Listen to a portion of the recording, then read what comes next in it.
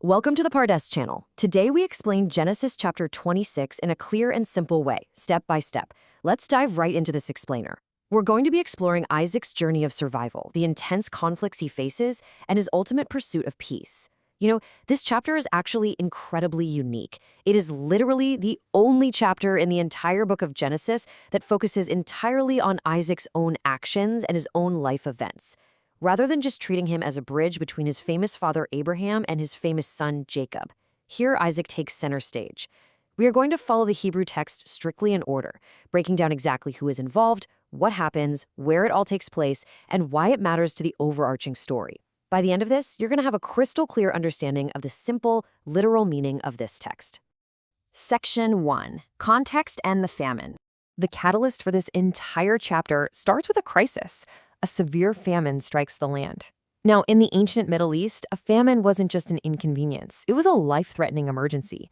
Because of this total lack of food, Isaac is forced to pack up and travel to Gerar. This is a territory ruled by the Philistine king Abimelech. It's a hugely vulnerable moment for Isaac and his family. The standard playbook for anyone in this region during a famine was to pack up and head south to Egypt, because Egypt had the Nile River and was usually immune to drought. But before Isaac can flee all the way down to Egypt, verses 2 through 5 show us a direct divine intervention. God appears to Isaac with a very clear, unmistakable instruction: do not go down to Egypt. Instead, God tells him to stay put exactly where he is in the land that God will show him. And right here, we see a brilliant passing of the torch. God gives Isaac the exact same covenant promises that he had previously given to Abraham. God promises that if Isaac stays, he will be with him, he will bless him, he will make his descendants as numerous as the stars in the sky, and get this, all the nations on earth will be blessed through his offspring. And God explicitly gives the reason why this is happening. It's because Abraham obeyed his voice, kept his charge, his commandments, his statutes, and his laws.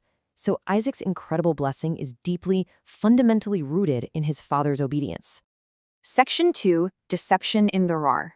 So Isaac settles in Gerar, but almost immediately he falls into a familial trap out of sheer absolute panic. In verses 6 and 7, the local men start asking questions about his wife, Rebekah. Now, Rebekah is described as being very beautiful, and Isaac is terrified. He thinks to himself, these guys are rough. They might literally murder me just so they can take her. So he lies. He tells them, she is my sister. It's a very raw, very human moment of vulnerability and fear. And honestly, he manages to keep this massive secret under wraps for quite a while. Days turn into weeks, maybe longer. But then the truth comes out in a completely unexpected way. One day, King Abimelech happens to look down from his window, and he sees a shocking sight. He sees Isaac caressing Rebekah. Now, the Hebrew word used here strongly indicates a clear, undeniable display of marital affection. This was definitely, absolutely not how a brother and sister would act. The jig is up. Abimelech immediately summons Isaac and demands an explanation. He says, she is really your wife? Why in the world did you say she is my sister? Isaac, totally caught, admits his deep fear of being killed on her account. Now, what is truly surprising about this encounter is Abimelech's reaction. Look at verses 10 and 11. You might expect the king to punish the man who lied to him, right? But the Philistine king actually rebukes Isaac, pointing out that this deception could have brought terrible, catastrophic guilt upon the entire kingdom. He says, what is this you have done to us? One of the people might easily have slept with your wife, and you would have brought guilt upon us. But rather than throwing Isaac in prison or expelling him, Abimelech issues a strict, sweeping royal decree to protect them. He commands all his people, stating that anyone who harms or even touches this man or his wife will surely be put to death. It's a fascinating twist in the narrative. This foreign king provides the absolute, ironclad security that Isaac was so desperately afraid he lacked. Section 3. Prosperity and envy. With his safety completely guaranteed by the king, Isaac settles down and begins to farm. Now let's pause and think about this. Farming during a widespread famine, in a semi-arid region no less, is incredibly difficult. It's practically impossible. Yet the text tells us that in that very same year, he reaps 100-fold, 100 times what he planted. It's a staggering, miraculous return. The Lord absolutely blessed him, and Isaac's life suddenly becomes defined by intense, overwhelming wealth. Verse 14 tells us he acquires massive flocks of sheep, huge herds of cattle, and a massive household of servants to manage it all. And here's where the tension starts. The local Philistines stop seeing Isaac as this vulnerable refugee who needs protection, and they start seeing him as a massive economic threat. They grow intensely envious. I mean, think about it. When you have an outsider who suddenly has way more resources, food, and water than the locals who have lived there their whole lives, serious tension is absolutely inevitable. And this brings us to a crucial turning point in verse 15. That simmering envy quickly turned into aggressive, destructive sabotage. The Philistines targeted the single most vital, precious resource in the ancient Middle East, water. So what's their strategy? They didn't just attack Isaac's men. They went to all the historic water wells that the servants of Isaac's father, Abraham, had dug years and years earlier. And they stopped them up. They completely filled them with earth and dirt. You have to understand, in this time and place, this wasn't just a petty prank. Filling in a well was a deliberate, hostile act of economic warfare. It was designed to drive someone away by totally cutting off the lifeblood needed to sustain their massive flocks, herds, and family. Without water, you cannot survive. This escalating hostility finally comes to a head in verse 16. The tension is so thick that King Abimelech himself has to intervene again. He comes to Isaac and literally tells him, "Move away from us. You have become too powerful for us." It's an expulsion order. So let's quickly map out Isaac's forced geographical movement so far. He started his journey by moving into the city of Gerar, strictly because the famine forced him to relocate. Now, despite doing absolutely nothing wrong other than being incredibly successful, he is formally expelled by the government, forcing him out of the city and into the valley of Gerar. And later, as we're going to see, he will make a final move to a place called Beersheba. Isaac is constantly being pushed around and uprooted. Section 4. Digging the wells. So Isaac encamps in the valley of Gerar. He doesn't complain, he just rolls up his sleeves and gets to work. He begins the grueling task of reopening his father's historic wells that the Philistines had filled with dirt. And in a beautiful act of honoring that legacy, he gives them the exact same names that his father Abraham had given them. But he doesn't stop there. His servants begin digging in fresh ground in the valley, and success! They discover a brand new well of fresh, flowing spring water. But out in the desert, finding water often just invites more trouble. In verse 20, the local herdsmen of Gerar immediately show up and confront Isaac's men. They claim, "The water is ours." Even though Isaac's men did all the backbreaking labor to dig the well, the locals aggressively claim territorial rights over it. Now, Isaac has a massive household. He could have chosen to start a war right then and there, but he doesn't.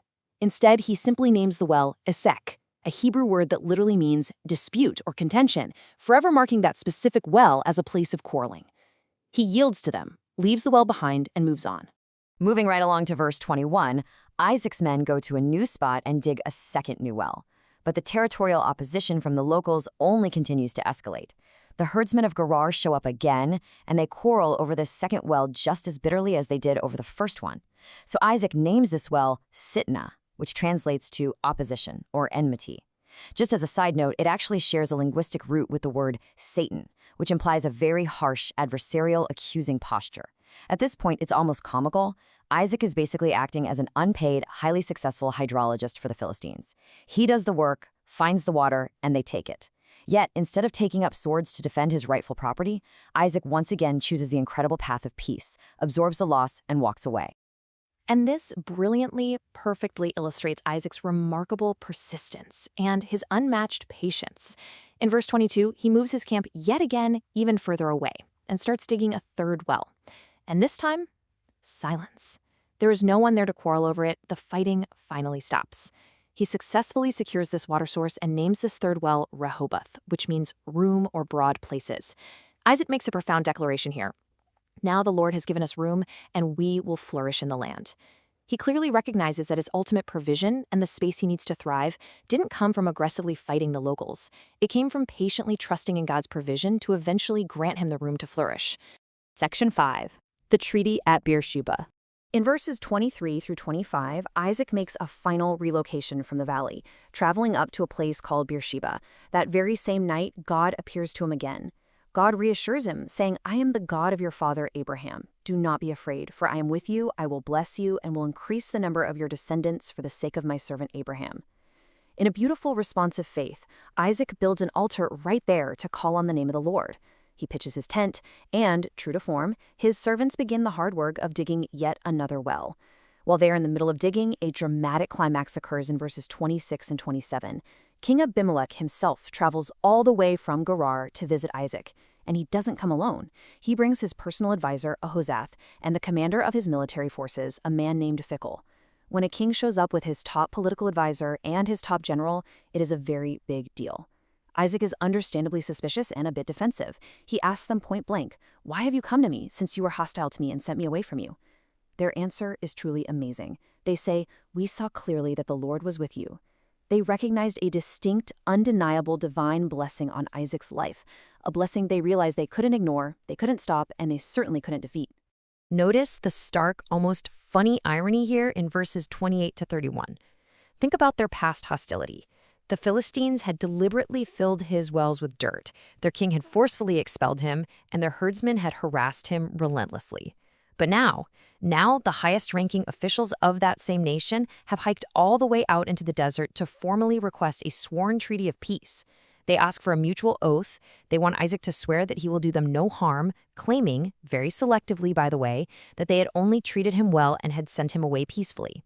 It's a bit of political spin. But Isaac, displaying incredible grace, dignity, and a profound desire for lasting peace, agrees to their terms. He doesn't hold a grudge. Instead, he throws a massive banquet. He makes them a great feast. They eat and drink together, and early the very next morning, they officially swear the oath to each other. Then Isaac sends them on their way, and they depart in total peace. The timing of what happens next in verses 32 and 33 is absolutely wonderfully perfect. On the exact same day that the peace treaty is sworn and the king departs, Isaac's servants come rushing to him with incredible news. "We found water." The new well they were digging is finally complete and flowing. Isaac immediately names this new well Sheba. Now, the Hebrew word Sheba is a fantastic play on words. It can mean oath, referring to the solemn peace treaty that was literally just made that morning, or it can mean 7. Because of this monumental event, the entire town is cemented with the name Beersheba, which translates to the Well of the Oath or the Well of 7, a famous name that the city holds to this very day. Finally, in verses 34 and 35, the chapter closes out with a brief but incredibly important look at the next generation. When Isaac's son, Esau, turns 40 years old, he decides it's time to get married. But he makes a choice that creates massive ripples. He marries 2 local Canaanite women, Judith and Basemath, who are both Hittites.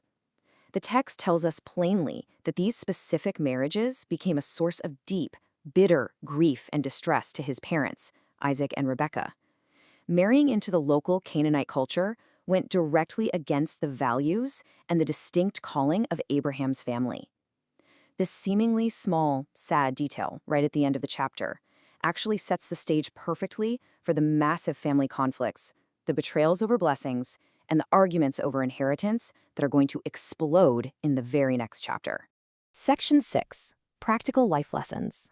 So, having walked through the text verse by verse, what are the practical, real-world takeaways we can learn from Isaac's behavior? Isaac is so often overshadowed by his larger-than-life father, Abraham, and his incredibly complex son, Jacob. But chapter 26 shows us a man of profound, quiet strength and remarkable character, specifically in how he handles completely unfair, unwarranted opposition. Step 1. Endure envy without violent retaliation.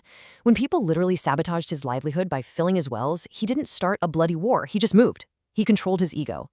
Step 2. Keep digging wells. When faced with a setback, when his hard work was stolen from him at Esek and Sitnah, he didn't give up in despair. He just kept working, kept digging, kept putting in the effort until he succeeded. Step 3. Prioritize peace. He let the locals have the wells of dispute and opposition until he finally found room to flourish. His quiet persistence, his restraint, and his absolute willingness to walk away from petty conflicts ultimately secured his massive prosperity and resulted in a lasting peace treaty with a powerful king. So let's quickly recap what we've covered today.